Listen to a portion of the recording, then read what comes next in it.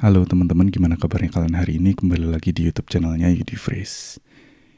Ini kita lagi ada di segmen podcast Udiphrase. Jadi aku bikin podcast ini untuk teman-teman yang pengen belajar bahasa Jepang dengan lebih mendalam, lebih banyak lagi menggali gimana sih cara belajar bahasa Jepang lebih efektif. Dan aku mau sharing sesuai dengan pengalamanku belajar bahasa Jepang sampai sekarang. Gimana sih caranya bisa belajar dengan baik, terus apa aja tips-tipsnya, gimana caranya belajar dengan efektif. Tadi aku bilang itu bakalan aku sharing di podcast ini dengan lebih santai dan ngomongnya nggak harus berurutan atau gimana. Jadi aku sesuai dengan apa yang aku alamin dan aku pengen curhat atau sharing ke teman-teman semuanya. Dan kali ini aku mau bahas satu tema, kunci dari belajar bahasa asing adalah meniru. Jadi nggak hanya bahasa Jepang. Ketika kalian belajar bahasa asing, baik itu misalkan bahasa Inggris, bahasa Jerman, bahasa apapun itu, kalian harus banyak-banyak meniru. Karena itu adalah dasar dari kita belajar bahasa. Jadi aku mau cerita nih. Aku sekarang punya anak umur 2 tahun.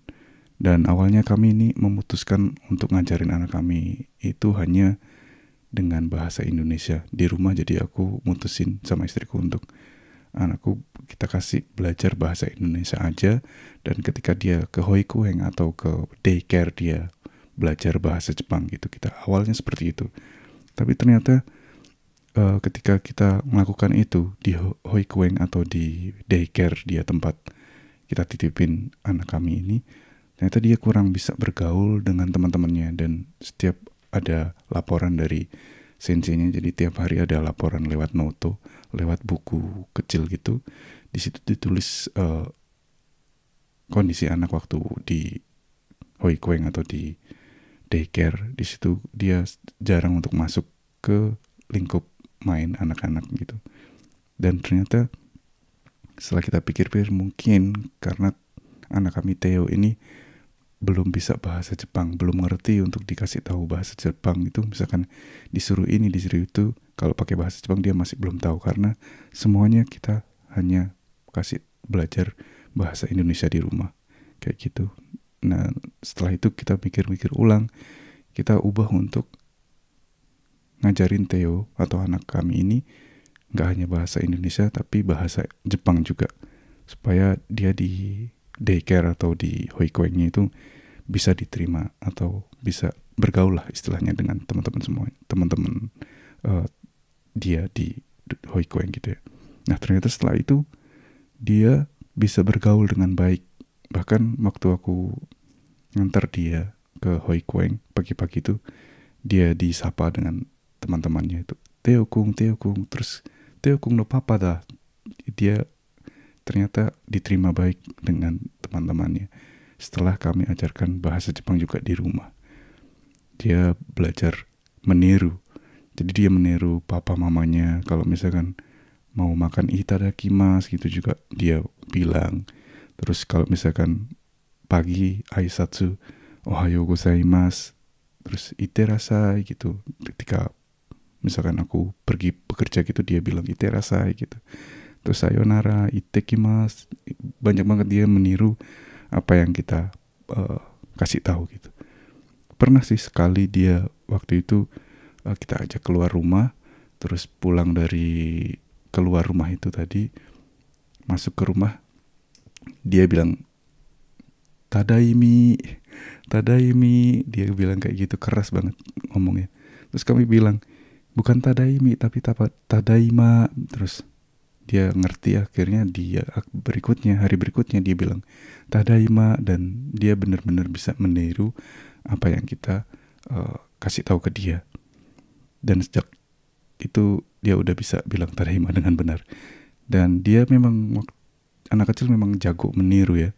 Dan dari situ aku juga jadi keinget-inget waktu aku pertama kali belajar bahasa Jepang dulu juga sama kayak anakku sekarang, karena ikut-ikutan niru tapi kadang juga salah gitu. Meskipun salah nggak apa-apa karena masih belajar, nggak masalah. Dan tetap meniru dan terus meniru. itu adalah proses ketika kita belajar bahasa asing, nggak hanya bahasa Jepang. Terus yang untuk teman-teman pernah nggak kalau lihat di SNS atau lihat di TikTok misalkan, atau mungkin di YouTube juga ada, yang yang sekarang juga aku follow itu ada Mamenkung, ada Hoho Ardian. Dia juga jago meniru untuk ngomong bahasa Jepang dengan logat Yankee atau logat preman Jepang itu misalnya. Mereka juga karena meniru logat-logat seperti itu, mungkin karena mereka juga suka seperti itu, suka meniru hal-hal yang seperti itu maksudnya. Mereka jago dan bisa lancar ngomong bahasa Jepang dan keren banget. Dan itu juga salah satu tips juga untuk kalian yang mungkin punya idola, misalkan nonton Naruto terus punya idola di karakternya Naruto dan pengen ngomong bisa kayak dia gitu misalkan, atau mungkin di Shingeki no Kyojin misalkan Eren gitu, dia bilang tatakae itu kan, itu keren kan, jadi pengen bisa ngomong kayak gitu. Jadi itu kalian bisa bayangin pengen jadi kayak gitu dan bisa renshu atau latihan untuk ngomong bahasa Jepang dengan seperti itu. Itu juga salah satu contoh tips untuk kalau kalian pengen meniru dengan gaya idola kalian gitu ya. Terus kalau misalkan dari pengalaman aku tuh, aku banyak nyerap atau niru bahasa Jepang itu dari teman-teman kerja aku kalau yang sekarang ya. Jadi ketika ketika bekerja bersama dengan orang Jepang, itu kadang siapa yang ada di antara kita itu bakal mempengaruhi kita gitu. Misalkan misalkan contoh kecilnya, sekarang aku sering banget pakai kotoba nandake, terus nani gitu. Jadi ketika aku mikir tuh aku nggak sengaja langsung ngomong nandake atau nani. Terus ketika tuh di akhir kata misalkan toyukoto de gitu, aku sering memutus satu kalimat untuk nyambung ke kalimat berikutnya dengan toyukoto de. Itu karena di lingkunganku teman-teman orang Jepang tempat aku kerja itu mereka juga sering pakai itu, jadi aku sering ketularan lah istilahnya. Karena kebanyakan niru ini dalam hal positif ya maksudnya, karena menirunya dengan benar itu kalian bisa mudah mengikuti alurnya pembicaraan atau gaya bicaranya di mana kalian berada gitu. Misalnya kalau misalkan kalian di tempat kerja seperti itu gaya bicaranya, kalian bisa ikutan mereka karena kalian jago meniru gitu. Dan dengan mengikuti gaya bicara mereka, dengan mengikuti apa yang mereka bicarakan, kalian bisa mengikuti gaya pikir mereka juga. Dengan begitu kalian lebih mudah dalam bekerja. Itu juga salah satu tips untuk kalian bisa bertahan dalam dunia pekerjaan di Jepang. Jadi walaupun kalian jago bahasa Jepang, tapi kalian ngomongnya gak bisa nyambung sama teman-teman kerja kalian, itu bakalan susah juga untuk bertahan di tempat kerja kalian gitu. Itu yang pengen aku bagiin poinnya ke teman-teman semuanya. Terus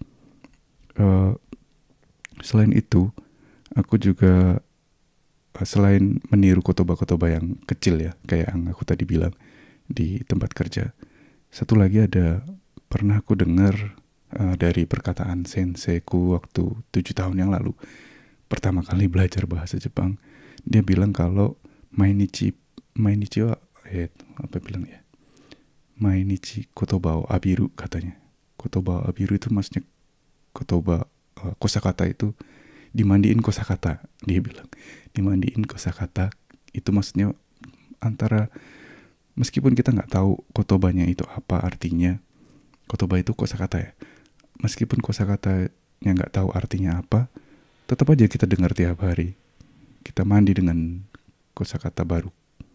Supaya apa? Nantinya ketika kita bertemu dengan kosakata baru itu di satu tempat atau suatu ketika di masa yang akan datang, itu bakalan, oh ya aku pernah dengar kotoba atau kosakata ini. Itu bakalan lebih gampang kita ingat dan kita serap. Tinggal kita cari artinya aja. dan di saat itu bakalan langsung bisa gampang nyerap dan nempel di otak kita. Itu adalah tipsnya. Terus secara nggak sadar kita bisa bisa bikin kita makin lancar ngomong bahasa Jepangnya. Terus dulu aku inget banget masih baru pertama kali belajar bahasa Jepang itu aku pinjam iPod milik sensei. Waktu itu aku masih belajar di Yayasan Bima di LPK. Di situ disediain iPod yang isinya itu ada Minano Nihongo yang untuk Chokai sama yang kotoba-kotoba. Jadi kotoba-kotoba yang baru itu kan ada listnya tuh. Itu ada file audionya, jadi dibacain sama seseorang dan kita tinggal dengerin aja. Jadi semuanya aku dengerin sampai dari bab 1 sampai bab 12. Terus berikutnya yang Chukyu bab 1 sampai berapa gitu. Jadi aku tiap hari aku cobain untuk dengar kotobanya walaupun artinya aku masih belum tahu. Jadi aku pinjam iPodnya aku ketika misalkan cuci piring di Rio atau di asrama. Terus ketika aku ngapain aja gitu, bahkan aku lagi di toilet pun kadang aku masih sambil dengerin kotoba yang pakai iPodnya mereka.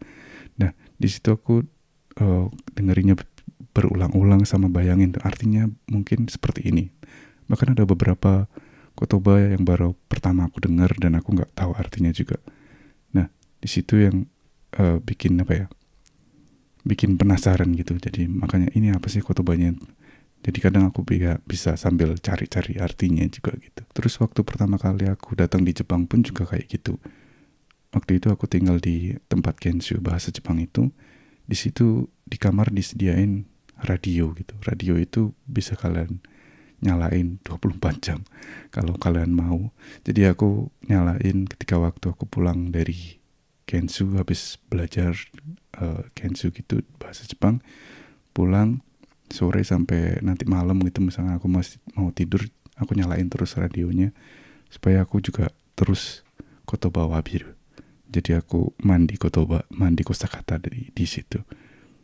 Nah kalau yang sekarang aku juga tetap walaupun udah N1 aku masih dengerin kotoba-kotoba baru, tapi caranya berbeda dari pertama yang aku lakukan waktu tinggal pertama kali belajar bahasa Jepang dan pertama kali datang ke Jepang.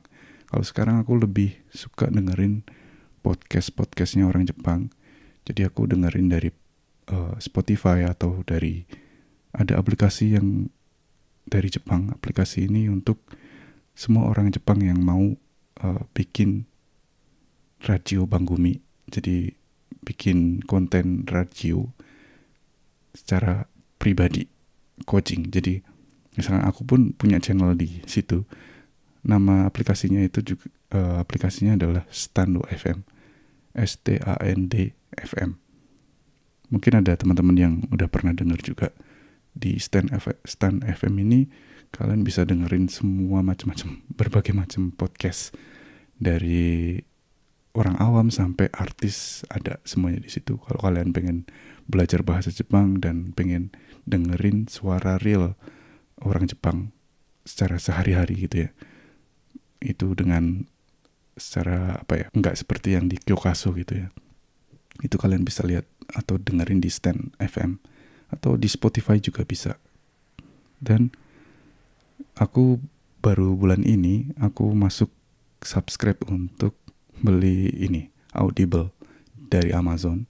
Jadi Amazon itu punya Amazon Books atau Kindle yang jual buku-buku di Jepang. Terus ada juga Audible. Kalau Audible ini buku tapi dalam bentuk audio. Jadi audiobook.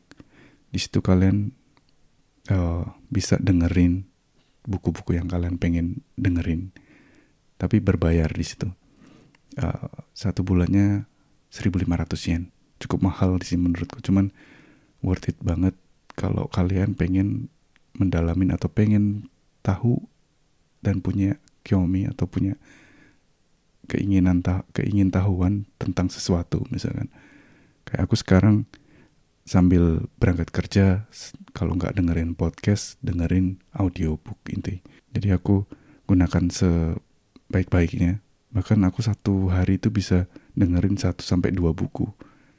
Jadi sambil berangkat kerja, karena aku jalan kaki dari rumah sampai ke Eki, aku sambil dengerin audiobook. Misalkan karena aku tertarik pengen belajar tentang investasi, aku belajar tentang investasi di Jepang. Terus aku belajar tentang perpajakan, aku belajar tentang cara pensiun dini di Jepang, aku belajar tentang gimana caranya mengatur atau manajemen waktu. Jadi macam-macam buku yang udah aku baca atau dengerin sih sebenarnya. Melalui hal seperti itu juga kalian juga makin banyak mengerti khotbah-khotbah baru, terus wawasan kalian juga jadi lebih luas. Dan itu menarik karena nggak selalu tentang pekerjaan kita. Kalau misalkan aku kan dari medis, jadi aku nggak selalu belajar tentang medis juga. Aku belajar tentang hal-hal yang lain yang menurut aku penting, yang menurut aku menarik untuk dipelajari. Itu bakalan aku cari informasinya dari buku. Jadi di Audible itu banyak banget bukunya. Kalian bisa search, kalian bisa download juga bisa sebenarnya. Terus kalian bisa dengerin tiap hari dan bisa berulang-ulang kalian dengerinnya. Cuman harus bayar 1.500 yen sebulannya. Kayak gitu teman-teman. Dan sebenarnya untuk tips yang aku bagi kali ini, untuk yang meniru ini tips dasar banget. Jadi kalian kalau pengen belajar bahasa Jepang, kalian harus pintar-pintar meniru dan rajin-rajin meniru. Gitu ya teman-teman. Semoga tips atau sharing kali ini juga bermanfaat untuk teman-teman semuanya. Nanti aku juga bakalan pengen banget mengundang teman-teman yang nonton video YouTube yang khususnya untuk podcast Udifresh ini, untuk sambil kita ngomong kaiwa bahasa Jepang. Cuman masih belum tentu kapan, dan mungkin kalau kalian tertarik pengen ngobrol bareng sama aku pakai bahasa Jepang, kalian bisa tulis di kolom komentar, atau mungkin kalian bisa lihat di akun-akun sosial mediaku, ada di Facebook, ada di Instagram, ada TikTok. Semuanya nama akunnya sama, Udifresh. Kalian bisa search di situ, kalian DM aja ke aku. Nanti bisa kapan kita janjian untuk bikin konten video Kaiwa Renshu untuk belajar bahasa Jepang bareng. Atau mungkin kalian pengen private, pengen ngobrol pakai bahasa Jepang, gak masalah. Kalau memungkinkan, aku punya waktu, kita bisa belajar Kaiwa bareng. Oke teman-teman, itu aja video kali ini, podcast kali ini. Semoga bermanfaat, dan jangan lupa untuk like, sharing, sama subscribe channel ini, karena aku bakalan bagiin informasi-informasi yang bermanfaat untuk teman-teman yang tinggal di Jepang atau yang pengen belajar ke Jepang atau pengen bekerja di Jepang. Dan ini juga bikin aku semangat kalau teman-teman ngasih komentar, ngasih like di video-videoku. Itu bisa jadi motivasi untuk aku semakin banyak sharing ke teman-teman semuanya. Oke, sampai jumpa di podcast berikutnya. Bye-bye.